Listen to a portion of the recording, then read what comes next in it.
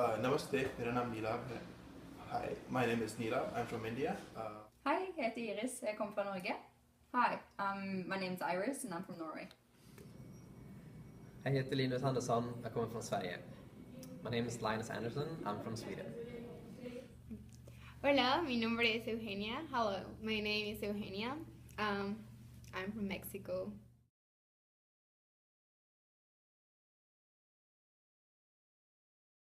Would be the fee structure, which is I think 3 or 4 times more than the Canadian students, which I think is a big issue. The second thing is the post-bac degree or diploma.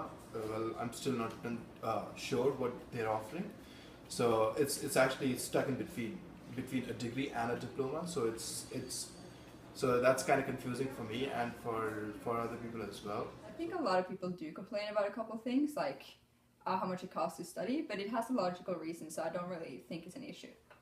Is getting around without having a car here.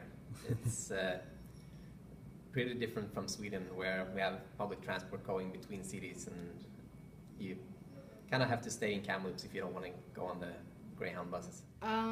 For me, I think it's the language and sometimes the culture. Like, you don't know how to treat most of the people sometimes.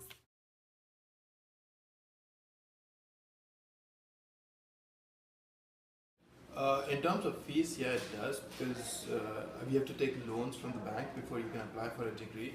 And then there's another thing called GIC, that is Guaranteed Investment Certificate, which you have to buy before you come to Canada, so that you won't be relying on the government. The government that is knows that you have enough money to survive for an entire year, which makes that's another. Yeah, that's a big problem as well, which affects us in quite a few ways. Yeah, of course. Not so much. I mean, for me and my friends, we've rented a car, and so we can drive around instead, and you can go on the Greyhound, and ISAP has a couple of trips that they do, but it still kind of locks you up a little bit more in Kamloops.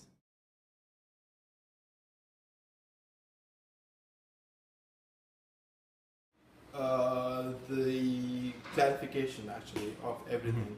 If it's see-through and we know what we're applying for and what we're getting into, that I think that will make everyone's life a lot easier as an international student, I would consider. Well, every day you learn something from someone from another country that you didn't know before. So it's everything about like improving the way you think and like your view of the world. So that changes all the time.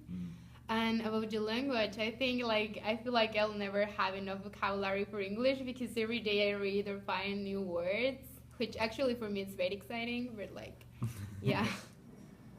Not so much. I mean, for me and my friends, we've rented a car, and so we can drive around instead, and you can go on the Greyhound, and ISAP has a couple of trips that they do, but it still kind of locks you up a little bit more in Kamloops.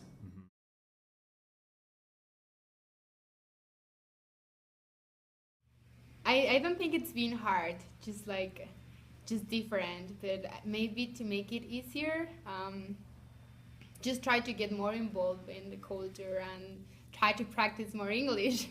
But I think focusing on group work with people from different nationalities when you're in class, so that you get some Canadian friends through school and things, would be a good idea.